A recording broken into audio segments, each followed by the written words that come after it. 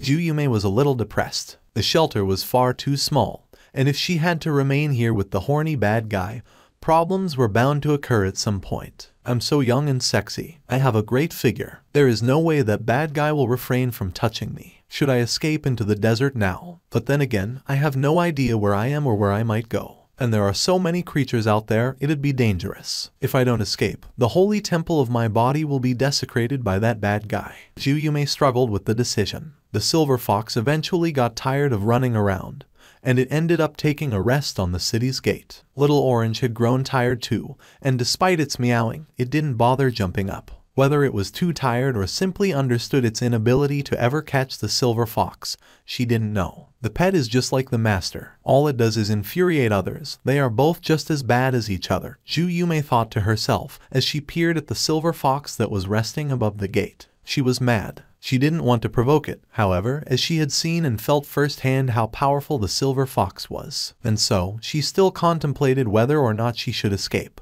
It was almost sunset by now, and she couldn't come to a decision. If Han-sen was an ugly bastard, Ju-yume would have already run off a long time ago. But the guy was fairly handsome and quite clean. He didn't look all too scary or villainous, and that was the reason she refrained from running away the moment he left her. Strange, what is he doing in the city anyway? Why has he been in there for so long? The time she had spent contemplating her decision of whether or not to stay had made her oblivious to Han-sen's disappearance up until now as well. But now she started to worry for him. He had been gone for an entire afternoon, after all. Hey, are you in there? Ju-yume called out from the outside. What is he doing in there? Ju-yume bit her lip and tiptoed into the city. She sleuthed around carefully in search of him, so she could maybe catch a look at what he had gotten up to during his absence. But after walking around for some time, she couldn't find him. That's strange. Where did he go? Has he left this place? Ju-yume mumbled these words beneath her breath, which made her feel a little strange. As she was doing this, it was too late for her to notice. She tripped over something and ended up on the ground. Ouch! Ju-yume cried out in pain.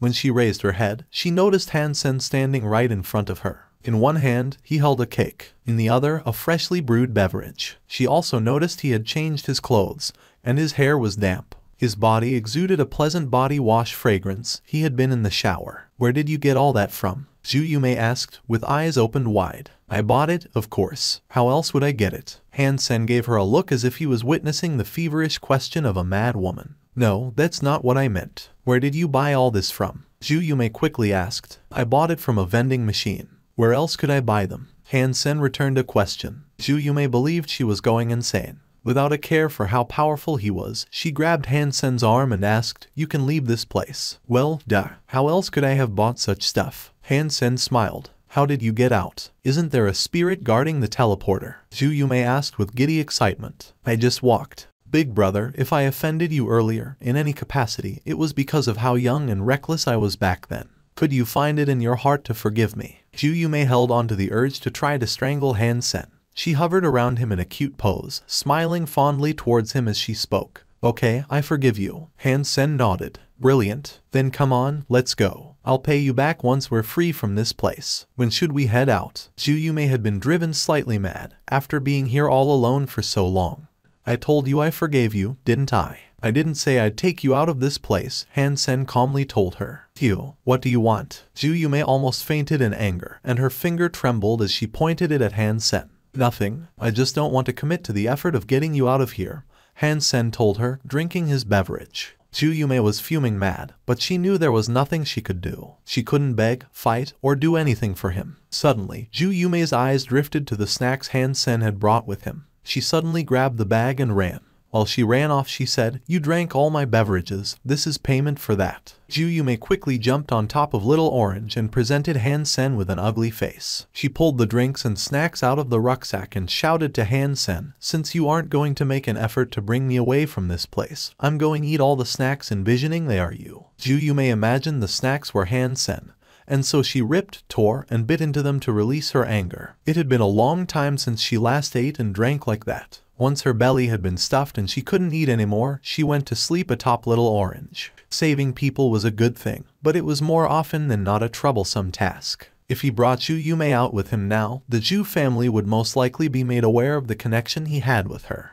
If he didn't bring Ju-yume, perhaps the Ju family would hate him for it. If Han-sen tried escorting her away, and something was to happen to her while she was in his hands. The Zhu family would be out for his blood, too. Perhaps the Zhu family would be understanding, but with what he had recently been embroiled in, he wanted to be more careful. When Zhu Yume next woke up, she noticed Han Sen and the silver fox were gone. She thought Han Sen had returned to the alliance for a while and would come back shortly, but after he had disappeared for a whole day, she began to get worried. Han Sen had previously asked her what points of interest there were in the area, and she had informed him of a black mountain that wasn't too far off. That mountain was inhabited by a strange twin-tail purple scorpion. It was a creature that even Little Orange was afraid of, and was most likely a fearsome super creature. When Han Sen heard of a lonely super creature out there, he had shown a feverish desire to slay it. If it was a second-generation super creature, that would have been the icing on the cake he very much desired. According to the directions Zhu Yume gave him, Han Sen had to walk 100 miles to just about see the mountain in the distance. Han Sen rode his golden growler towards the mountain,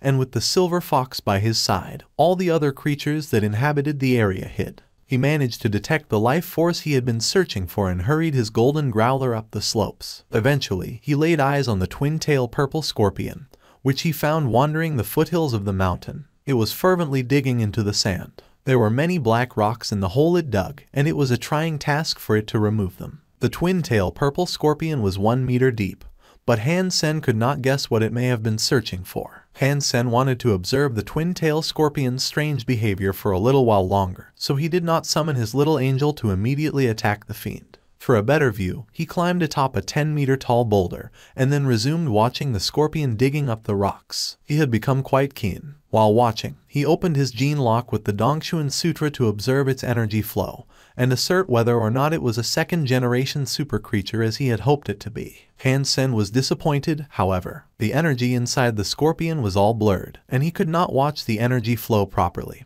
which meant it was only a first-generation super creature. Since it was only a first-generation super creature, all he could hope for by defeating it was a beast soul. The life geno essences weren't useful to him, and only fronted a monetary value. Han Sen didn't want to sell too many life geno essences, either, as they tended to make others jealous. The entire alliance was currently focusing on him like starved beggars admiring a spit roast. Is this guy a little too thirsty? Maybe. Perhaps it's trying to get some water. Han Sen said this in half-jest, because he knew that super creatures did not need to eat or drink to survive. Only certain special super creatures or pregnant super creatures would occasionally eat. It kept on digging until it vanished from sight, and all Han Sen could see was the remaining presence of a hole. Han Sen summoned his wings and flew up high to get an aerial view of the hole. Upon inspection, he noted that the hole was a dozen meters deep and it eventually opened up into a cave or cavern of sorts. There has to be something special down there. Han Sen was surprised, and so he summoned his super armor and ventured inside with his silver fox in hand.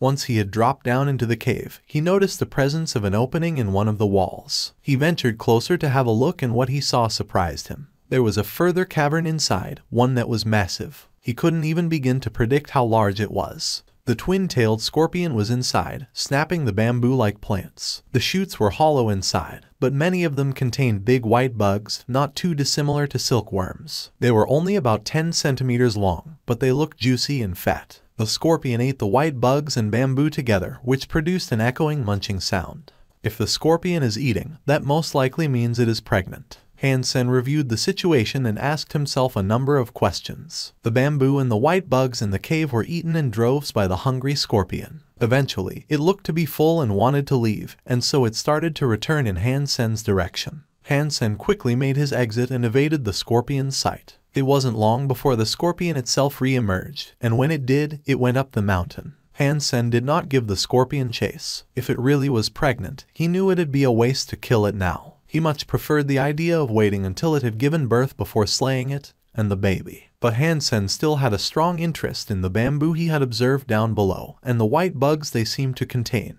He waited until the scorpion was long gone and then, with a command for the silver fox to stand guard, ventured back inside. He didn't want to risk having the scorpion return and corner him. There were many bamboo-looking plants in the cavern, and they were about 30 centimeters in diameter. Many of them had already been snapped in two by the scorpion, following its visit, so there was a lot strewn across the ground. Han Sen picked up a broken shoot of bamboo and tried to crush it in his hands but could not. He had to amp up his strength and exhaust all the power he could to eventually do so. That's some tough bamboo. Hansen threw the bamboo on the floor and then summoned his peacock crossbow. He loaded it with a Z-steel bolt and fired it at one of the bugs that was trying to crawl its way into one of the broken bamboo ends. The Z-steel bolt pierced through the white bug's body, which made it squeal and release a white fog. It's a mutant creature, but how can a mutant creature release frosty air? This is strange. I thought only super creatures could wield elemental attacks. Hansen was curious, and so he summoned his flaming Rex spike to kill more of the silkworms on the ground. Over and over, the announcement continued to pop. When the dark silkworms were killed, they each let out a frosty air. The creatures were weak and unable to fight, so Hansen was able to hack them up casually and without worry. Mutant creature hunted, dark silkworm. The beast's soul has been acquired. Consume its flesh to obtain a random numeric amount of mutant geno points, ranging from 0 to 10. After Hansen hunted 30 silkworms, he finally heard the announcement that indicated ownership of a dark silkworm. Mutant dark silkworm, one-time use hidden weapon. Hansen summoned the mutant dark silkworm, which sprouted a big, white, and fat bug on the palm of Hansen's hand. It was rather heavy. He looked at it for a while, unsure of what it did. After some thought, he threw it at the cavern wall. Pang! The fat bug hit the wall and exploded. It unleashed a heavy, white mist. The fog's radius was about a meter, and the stone wall it had been thrown upon was caked in a layer of ice. This is interesting. Hansen was rather shocked while looking at it. It was just a mutant class beast soul, yet it could unleash a certain frosty power. This was not normal at all. I wonder if there are any sacred blood class dark silkworms here. After killing 100 more of the Wrigley silkworms, he managed to obtain another 2 mutant beast souls. But still, no sacred blood types. Never mind. Let me pack up the ones I've already killed and vacate the area. After Hansen picked up all the silkworms he had killed, Hansen suddenly heard a noise come from deeper within the bamboo forest. It seemed that something was emerging from further within. Hansen scanned the bamboo forest with alertness, as if he had activated God mode. With his senses, he was able to determine that something was traveling towards him at a rapid pace. It was currently 3 miles away, but that distance was sure to close fast. Is it a sacred blood dark silkworm? The thought of this made Hansen quite happy. As time ticked by, the unseen menace closed the gap between them. When it emerged, Hansen was finally able to see that it was an extra-large grub. Its body glistened like ice. A frost aura encompassed it, and it left a trail of ice in its wake. He took aim at the bamboo forest, and when it was close enough, he'd pull the trigger and swiftly end its life. It had now come within 1,000 meters of Hansen. He refocused his peacock crossbow, but then heard more noises from the bamboo forest. It now seemed like an entire choir of creatures were frantically racing through the forest. At this, Hansen's face changed. Now, he was seeing a large number of icy silkworms emerge from somewhere in the bamboo woods. From his quick, initial tally, he managed to count 100 of them. Impossible. How can there be so many berserk sacred blood creatures in one spot? If there were that many berserk sacred blood creatures, then there had to be thousands of ordinary sacred blood silkworms someplace in the area as well. Instead of guessing, Hansen wanted to kill one and find out the truth. A hard light string moved and the Z-steel bolt took flight. It was like a beam of light, traveling 500 meters in the blink of an eye. It pierced through the ice silkworm's body and pinned it to the ground. Hansen was delightfully surprised, thinking the silkworms were easier to kill than he initially imagined they would be. Mutant creature hunted, dark silkworm. The beast's soul has not been acquired. Consume its flesh to obtain a random numeric amount of mutant geno points, ranging from 0 to 10. Hansen suddenly froze with his jaw agape. He was like that for quite a bit. This isn't right. That can't be right. How can that be a mutant silkworm? How can a mutant class creature possess such a high life force? Hansen couldn't believe the fat ice silkworm was the same creature as the dark silkworms from earlier. But the announcement in his head could not be incorrect. Seeing more and more silkworms approach, Hansen ran ahead to kill them all. They were mutant class dark silkworms, same as the ones he had killed inside and outside the bamboo shoots earlier. Hansen was perplexed, and not yet able to think of a reason why their bodies would be so vastly different. The life force in their bodies was far stronger. How can the silkworms inside the bamboo breathe ice, too? Even sacred blood creatures can't do something like that. There must be an external force affecting these little icy blobs, one that I have not yet been made aware of. Whatever it is, it's imbuing them with frightening strength. Hansen killed the 100 big silkworms that approached and managed to obtain one additional beast soul. Hansen quickly summoned it to take a look. Its definition was the same, but its physical appearance was different. The head was bigger and the body was practically ice. Hansen threw it at a wall like before to check it out. It was much more powerful than the others, and the icy fog it unleashed had a radius of 3 meters. The frosty air itself was far more powerful, too. If they are both mutant dark silkworms, why is there such a clear difference between the two? If I killed baby ones earlier, and mature ones just now, it shouldn't affect the beast soul I just received. Beast souls do not factor in the age of a creature. This mystery is getting deeper. I wonder what is the cause for this curious anomaly. Silkworms have great genes, but it is a large race and they cannot all be mutant class, surely. There have to be ordinary ones out there, too. The fact that all these are mutant class dark silkworms is nigh unbelievable. Han-sen pondered the matter a little more, but then decided to hail for the silver fox to come down and join him. With the silver fox, he traveled deeper into the bamboo forest. In fear of the silver fox, all the silkworms went into hiding. If they couldn't escape, they'd hide in their bamboo shoots and shiver, which even made the stalks themselves quiver, producing noise like the rustle of leaves in the wind. The subterranean bamboo forest was enormous, but it had no stone pillar or significant stalagmites to support it. Supporting this humongous cavern was the bamboo itself, as the countless bamboo shoots rose from the ground and supported the ceiling. Han-sen had traveled 30 miles through this subterranean kingdom, but he had yet to see an end. It looked mostly the same. As well, the only difference he noticed was in the temperature. The deeper he went, the lower the temperature seemed to tick. The thickets of black bamboo all around him grew denser, and after another 50 miles, the bamboo stalks were as thick as the trunks of trees. Frost covered the ground and the temperature had dropped to what would be an insufferable level for most people. Han-sen proceeded, unfazed and unchilled, and it wasn't long before he ventured into a wholly ice-veiled area. The bamboo there was thicker than ever, and it would take 3 grown men, with their arms outstretched, to circle just one shoot. If there are dark silkworms in here, I wonder how big they are. Han-sen used his Dongshuan aura to investigate but could not see through the black bamboo to tell whether or not there were silkworms inside. Deeper in this wondrous bamboo forest, however, Han-sen managed to detect one particular life force. Despite possessing jade skin, this frosty area, and the icy life force that swirled around it had Han-sen shivering with the cold. The energy he had followed was strange, indeed. As he drew closer to the sparse meadow, Han-sen's eyes remained fixed upon it in deep observation and contemplation. It was thickly iced and in the center was a chilly, but not totally frozen, lake. In the lake, a plant that looked like a narcissus rested. The flowers were white. Han-sen had seen his fair share of strange flora before, and although the narcissus was strange to see there, it didn't stand out or even unnerve him. If there was a super creature guarding the narcissus, Han-sen would be glad. But that wasn't so, as he couldn't espy the presence of any super creatures around the lake. What Han-sen did see, however, was a man sitting beside the still waters. He stared at the narcissus without moving, and this surprised Han-sen. Han-sen could tell that he was a human due to his attire. He was wearing a human battlesuit. Creatures and spirits wouldn't wear what this man was currently geared in. Why are there other people here? Han-sen used Dongshuan aura to observe the fellow and the results surprised him. He had quite the life force, one that was far from weak. This place having an actual living person surprised Han-sen, as he believed himself to be the first person to ever set foot here. After all, the only entrance he knew of was the one that the twin-tail scorpion had made. But it wasn't as if he had reached the end of this place, and perhaps further ahead was another more accessible entrance. "Friend, what is your name?" Han-sen carefully walked across the ice and tried greeting the man. Provided there was no conflict of interest, Han-sen was not willing to make another enemy. After all, meeting others of the same kind in a place such as the Black Desert was a delightful thing. And even a simple correspondence or dialogue with someone of your own kind was nice enough. Han-sen continued talking as he approached the man. Still, there was no response. He didn't turn around or give any reaction. All he did was continue gazing at the narcissus in the lake. Han-sen continued his approach, despite the lack of engagement from the other person.